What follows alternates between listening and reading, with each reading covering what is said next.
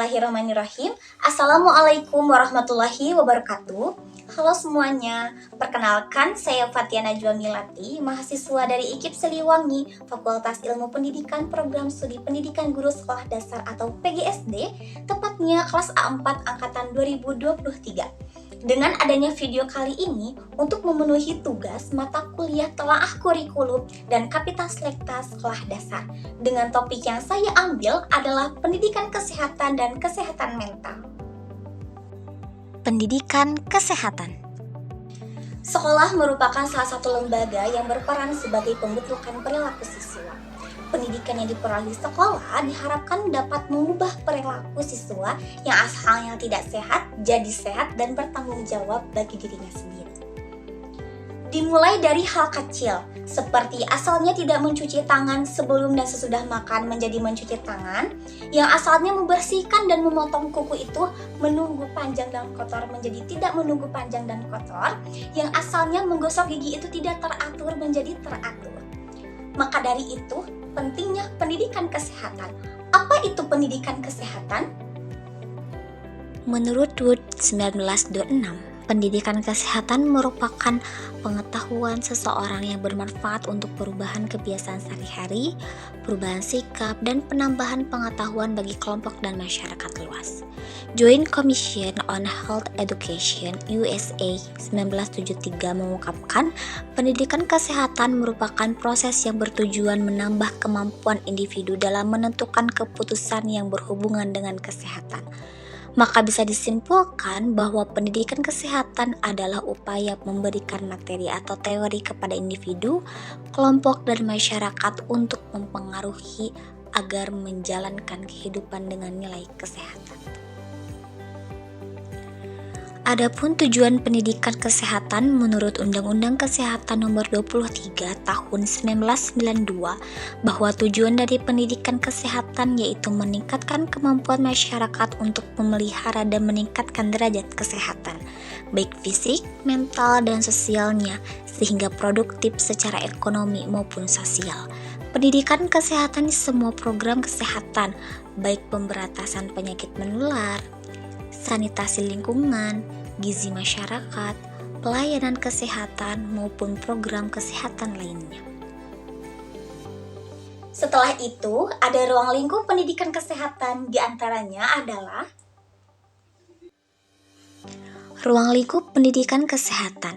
Ada 3 jenis ruang lingkup pendidikan kesehatan, yaitu 1. Dimensi sasaran, pendidikan kesehatan seseorang, suatu kelompok, dan masyarakat dengan masyarakat lainnya. 2. Dimensi tempat pelaksanaan, ada di sekolah, sasarannya adalah siswa, tujuannya meningkatkan pengetahuan kesehatan, membentuk perilaku hidup bersih dan sehat.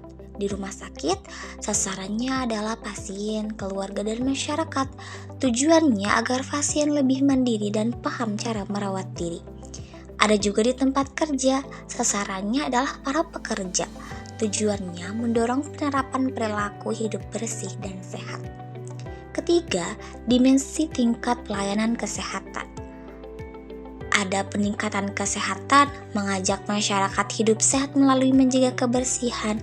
Ada perlindungan umum dan khusus, melindungi diri dari penyakit dengan imunisasi. Ada diagnosis dini dan pengobatan cepat, menemukan penyakit lebih awal lewat pemeriksaan dan segera mengobatinya. Ada pembatasan kecacatan, mencegah penyakit semakin parah dengan mencegah komplikasi.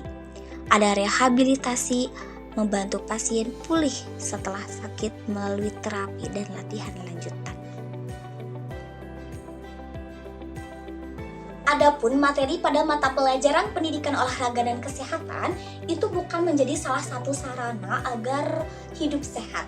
Akan tetapi ada juga UKS, Usaha Kesehatan Sekolah. Dia juga sebagai sarana untuk membantu mengubah perilaku siswa karena mempunyai 3 ruang lingkup. Yang pertama, pendidikan kesehatan, yang kedua, pelayanan kesehatan, yang ketiga, pemberian lingkungan sehat. Lalu, bagaimana cara perilaku seseorang itu dapat diubah? Perilaku seseorang dapat diubah dengan 3 cara, yaitu 1. Terpaksa. Perubahan perilaku yang dikarenakan ada penyebab dan reward. Misalnya, seseorang mengubah perilakunya karena akan mendapatkan imbalan. Kedua, peniruan. Individu mengubah perilakunya karena ingin disamakan dengan seseorang yang dikaguminya. Oleh karena itu, guru harus menunjukkan sikap dan perilaku yang baik agar siswa dapat berperilaku baik. Ketiga, menghayati manfaatnya. Perubahan perilaku yang mendasar sehingga sulit untuk diubah karena sudah menjadi bagian dari hidup seseorang. Dan pada penjelasan kali ini, kita akan lebih fokus membahas kesehatan mental. Kesehatan mental. Apa itu kesehatan mental? Menurut World Health Organization mendefinisikan kesehatan mental sebagai sebuah keadaan di mana individu menyadari kemampuannya sendiri, dapat menyesuaikan diri dengan stres yang dia hadapi dalam hidupnya sehari-hari, dapat bekerja secara produktif dan menghasilkan, serta dapat memberikan kontribusi terhadap komunitasnya.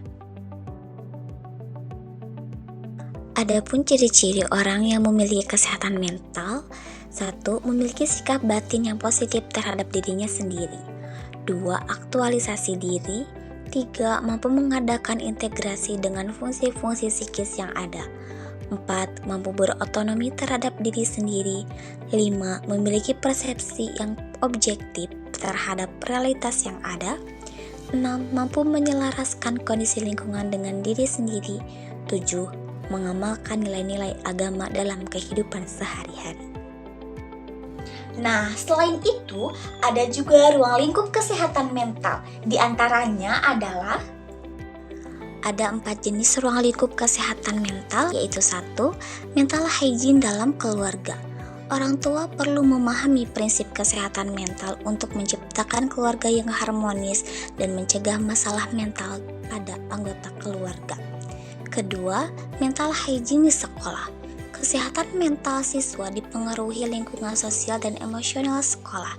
Guru dan konselor harus memahami kondisi mental siswa, terutama pada masa remaja yang sering mengalami stres, konflik, dan masalah akademik. Ketiga, mental hygiene di tempat kerja. Lingkungan kerja dapat menjadi sumber stres yang berdampak negatif pada kesehatan mental. Jika stres tidak ditangani, produktivitas menurun dan dapat merugikan perusahaan. Keempat, mental hygiene dalam kehidupan beragama. Agama membantu proses penyembuhan psikologis. Prinsip-prinsip agama penting untuk menjaga kesehatan mental di tengah kehidupan yang semakin kompleks.